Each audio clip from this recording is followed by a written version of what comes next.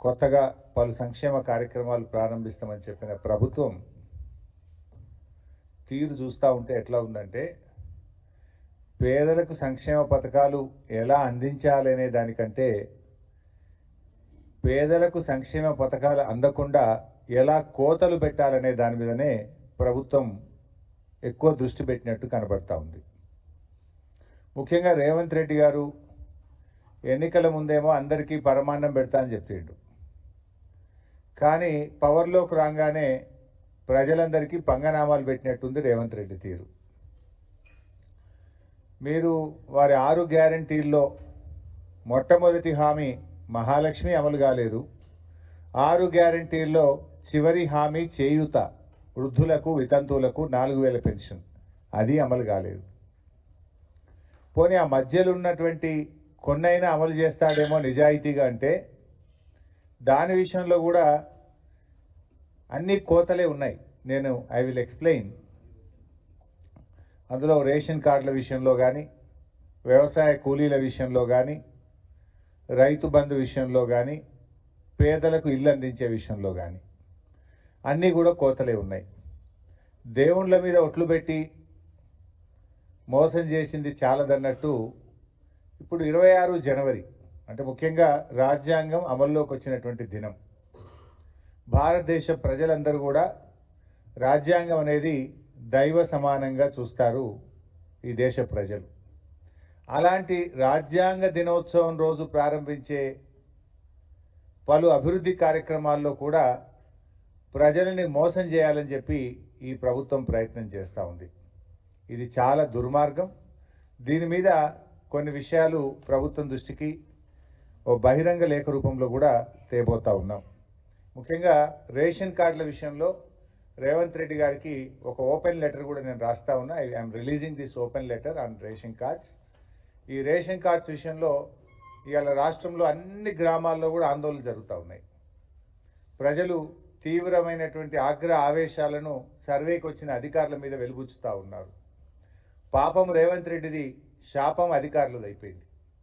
ఇప్పుడు ఏమైంది, రేషన్ కార్డుల సెలక్షన్ ఎక్కడ జరగాలి? గ్రామాల్లో జరగాలి. వీళ్ళు గ్రామాల్లో అసలు ఎవరు అర్హులు అనేటువంటిది చూడకుండా మొన్న కులగణన సర్వేను బేస్ చేసుకొని, కులగణన సర్వేలో ఎవరైతే రేషన్ కార్డు లేదని చెప్పారో ఆ లిస్టును మాత్రమే వీళ్ళు ప్రింట్అవుట్ తీసి గ్రామాలకు పంపిండ్రు.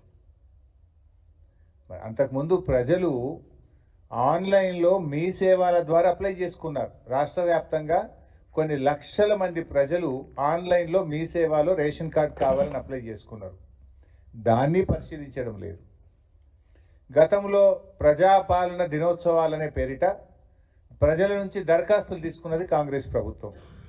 అప్పుడు కూడా రేషన్ కార్డులు కావాలని దాదాపు 11 లక్షల మంది ప్రజలు ఈ రాష్ట్రంలో రేషన్ కార్డుల కోసం దరఖాస్తులు పెట్టారు. ఆ దరఖాస్తులన్నీ చెత్తబుట్టల పాలు చేసిండు. కనీసం ఆన్లైన్ కూడా చేయలేదు.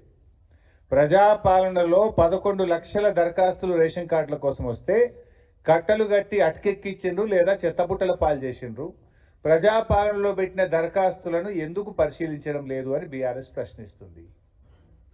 ఆన్లైన్లో మీ సేవలో అప్లై చేసుకున్న దరఖాస్తులను ఎందుకు ఈ ప్రభుత్వం పరిశీలించడం లేదు అని బీఆర్ఎస్ ప్రశ్నిస్తుంది. మీరు కేవలం కుటుంబ సర్వేలో రేషన్ కార్డు లేదన్న దరఖాస్తులను మాత్రమే మీరు పంపించారు. ఆ రోజు కుటుంబ సర్వే చేసేటప్పుడు రేషన్ కార్డుతో ముడిపెట్టారా?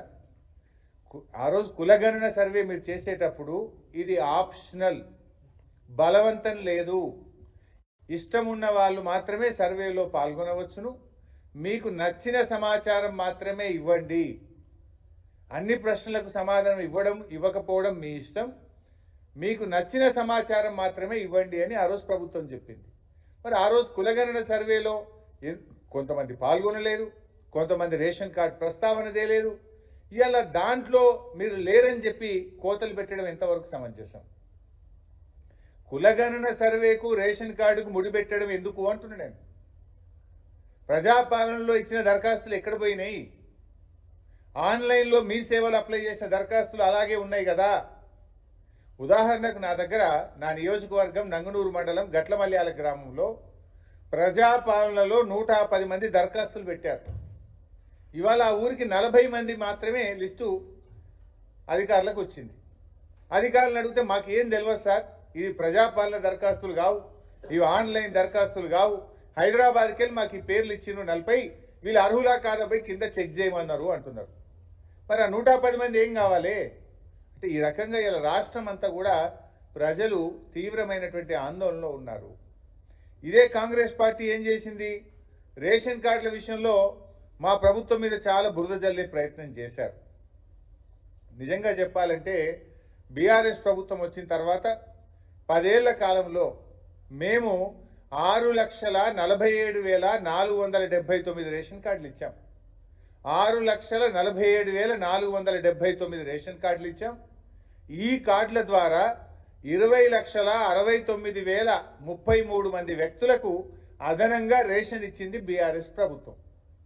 కానీ కాంగ్రెస్ వాళ్ళు ఏం చేసిండ్రు, బీఆర్ఎస్ వాళ్ళు కార్డులు వేయలేదని బదనాం చేసిండ్రు. కానీ మేము ఇచ్చిన కార్డులు 6,47,479 కార్డులు ఇచ్చినాం. నిజంగా ఎంత బాగా ఇచ్చిండ్రు కేసీఆర్ గారు ఆ రోజంటే, కేసీఆర్ గారు మానవత దృక్పథంతో ఆలోచించారు. మేము అధికారంలోకి వచ్చినాడు రేషన్ కార్డు పొందాలంటే గ్రామీణ ప్రాంతంలో 60,000 రూపాయల ఇన్కమ్ లిమిట్ ఉండే, పట్టణ ప్రాంతంలో ఇన్కమ్ లిమిట్ 1,50,000 ఉండే.